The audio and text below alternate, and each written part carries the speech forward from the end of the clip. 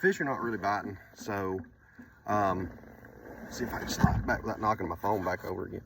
I thought I'd kind of take a minute while I'm kind of working my way back out and kind of share with you how I got started in this thing. So I had fished, pond fished for several years. I'm 35, so I mean I've been pond fishing since I was 5 years old. I've been going by myself since I was like 10 or 12. And so anyway, been fishing, got married, so forth, and almost gave up fishing entirely about 6 or 8, yeah, maybe close to 8 years ago. I guess it was 8 years ago. 8 years ago, my shop that I hold all my fishing equipment in got broke into, and they got, that's not a fish, that's a rock, and they got every bass fishing piece of equipment I had, with the exception of 2 rods. 2 rods I'd had to replace. I replaced the tip, and oh yeah, I can see it right there, hung up on a rock. I replaced the tip on them, so they took time to go through all the rods and make sure they got them that was in good shape. And so anyway, at that point in time, my dad and I had a boat. We had gotten rid of the boat, which is probably a good thing. They may have tried to steal the boat. I don't know, how people think. And so I gave up fishing completely. I didn't fish. I mean, I would go on occasion. I would go crappie fishing for, well, I would say occasion. I would go a lot crappie fishing. But I had no bass equipment whatsoever. They sold thousands and thousands and thousands of dollars worth of bass fishing equipment. And so 2 or 3, 4 years later went by, and I went and decided I wanted to get back into it. My son, he likes to go to the little pond behind our house. And so we decided that I would go and buy and pick up some sort of bass fishing something. So I went and got 1 spinning rod that I've still got. I went and got 1 spinning rod. I went and got 2 or 3 packs of worms and a little soft plastic, or a little soft case, which I've still got behind me right now, as a matter of fact. So that was all I had. And so I got back to pond fishing a little bit. And 2 or 3 years later down the road, a guy that I work with and a guy that I went to school with said, hey, you may want to consider this kayak fishing thing. Because I wanted to get back out on the water, but couldn't afford a boat. Didn't really want a boat payment. And so I said, well, what's it entail? And he kind of went through it with me. I talked about what all you got to have and so forth and so on. And I said, okay, that doesn't sound too bad. And it didn't. I mean, I went and picked up most of it. And so I found this kayak. I posted it on Facebook Marketplace. I found this kayak, the paddle that I'm still carrying, a trolling motor that I've got to get put on here. I just haven't brought myself to buy a $200 battery yet. And a bracket that the trolling motor mounts with. And I bought it. My wife kind of knew I needed something, knew I was looking for something else to do. I'd played golf for several years, got really good, and then I'd quit playing because I just didn't care much about it anymore.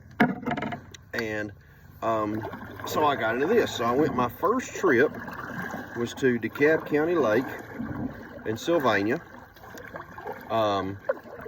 Went up there, first weekend they opened in February, and caught nothing. About like today, it was just a bust. The water was just blistering cold, like 36 degrees. And it was just ice cold. And so I went and didn't catch anything. Went a couple more times, didn't catch anything. And so that was my beginnings of kayak fishing. And that was 2 years ago. That was the year I got it, maybe 3 years ago, I guess now. I picked this kayak up about a month and a half before they shut our schools down due to COVID. And so that's I guess that's 3 years ago now. But anyway, that was kind of the way it started. And I had one rod, or two rods, both of which I had borrowed from my dad. One is this rod right here, which is still one of my favorite rods to throw. This is it's that Quantum PT. It's a Duckett Micro Magic rod. Can't get one of these anymore, not in this length and not in this type. You can get them longer, you can't get them in this length. And this is perfect for throwing, like I'm throwing a little small underspin on it right now. I'm sorry about the sun, I've got turned around here. And it's perfect for it. So I had this rod, had another rod, and had one spinning rod that I used, and that was it. And it slowly graduated to now I've got 4 casting rods, no 3. I've got 3 spinning rods. I've got a buku amount of tackle, too much tackle, honestly, because I can't decide what I want to throw. So it's just kind of graduated slowly from there, and that's just kind of how this whole mess started. I'd never heard of a kayak fishing tournament until last year, or year before last, I guess it was year before last. The NACA group, somebody said, hey, you may want to go. I love competition. I absolutely, I absolutely love competitive stuff. And so the fact that there was a competitive fishing, I was like, oh, well, this is the greatest thing since sliced bread. And I have really enjoyed it. I fished with several different groups last year. Fished with the Iron City Kayak Anglers on Lay Lake. That was by like a day, it was a bust and a half. I went all over the place and fished. The plan that I had in place died because you couldn't put in where I put in at. Here on Gunnersville, any launch is almost public. If there's a road going to it, it's almost public. Not there. This was a private launch, a private community launch. You couldn't even pay to put in there. So anyway, that was kind of how that went. And so I've kind of just gradually went from there. And my best finish is 3rd. I did that in the last Yak and Grass tournament last year in September in this creek. I'm gonna cruise right on through this. So there's a pretty good bit of current. And so that's just kind of how it went. And so I've been, trying to develop and do things, do different stuff. Having this YouTube channel has forced me to go try different things. Like I hated when I first started, I hated with a purple passion, as my father would say, hated Ned rig fishing, despised it. I mean, I hated throwing a Ned. I couldn't catch. All I would do would be to get hung, tangled up, messed up. And so I hated Ned rig fishing. And now it's probably my, if it's summertime, June on, I'm gonna have a Ned rig. I got a Ned rig tied on today. I've thrown it, a couple of dozen times, I guess, but when you're moving as quickly as I am today, it's really tough to throw a Ned. So that's just the way it went. And so that, I'd never caught a fish on a chatterbait. Somebody's going, oh my God. I'd never caught a fish on a chatterbait until last year. I had thrown them. Had never caught a fish on one until last year. And now I never leave home without my chatterbait box, ever. It is my favorite lure to throw. It is my favorite lure to throw by far. Without even hesitate, I mean, without even blinking, it's my favorite lure to throw in the spring, early summer, late fall. It's just and it doesn't matter what conditions. Now, these are not ideal conditions for chatterbait. You would like cloudy.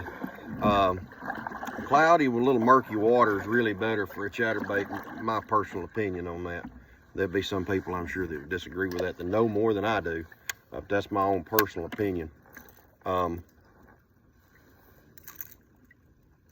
used to hate trying to throw a chatterbait though.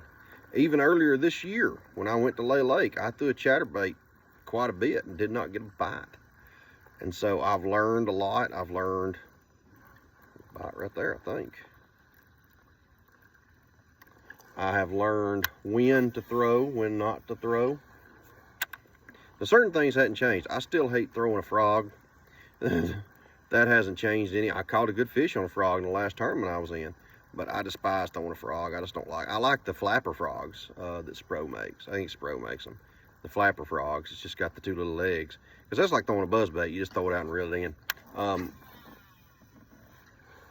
But that's kind of, you know, and so there's things that I have learned in this that I would not necessarily have learned bank fishing. Deep diving crankbait, for instance, that I'm throwing right now. This is a 5XD.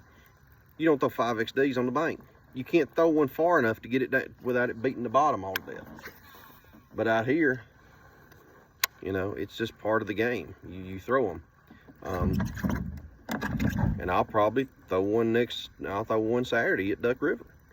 I'm hoping to pick up a couple of other events. I know I'm going to be fishing the Coleman County Anglers. That's the Duck River crew that's going. Well, part of them. There's usually a bunch of different groups there. But that's one of the groups I fish with. I'll fish with. I might fish with the NACA crew. Their tournament, their rock or something, nope, leaf. Their tournament schedule kind of conflicts with the Yak and Grass, which is, I'm trying to support those guys. I'm one of the first guys to ever fish their tournaments. So I try my best to make sure that I, you know, endorse them and make sure that I'm trying to get as much exposure for those guys as I can. But that's kind of how it all started. I've graduated. I almost bought a pedal kayak. I am very close to pulling the trigger on one of those. But if I put my trolling motor on here, then I probably won't ever get one, because I love this kayak. I like the stability. It's a Big Fish 105. The 120, I've been told, is more stable, obviously, because it's bigger. But at the same time, this thing weighs 100 and something pounds. And so it's going to weigh like 130 pounds. But anyway, I hope you enjoyed that little story there. The wind, of course, I'm trying to go, it was blowing this way coming in, and it's blowing, or excuse me, it was blowing that way against me going in, and that's blowing this way against me coming out. So I'm gonna have to do some paddling, excuse me, to get out of here. But I hope you enjoyed that this little video here, kind of giving you an idea. That's just kind of how I got started. It just is.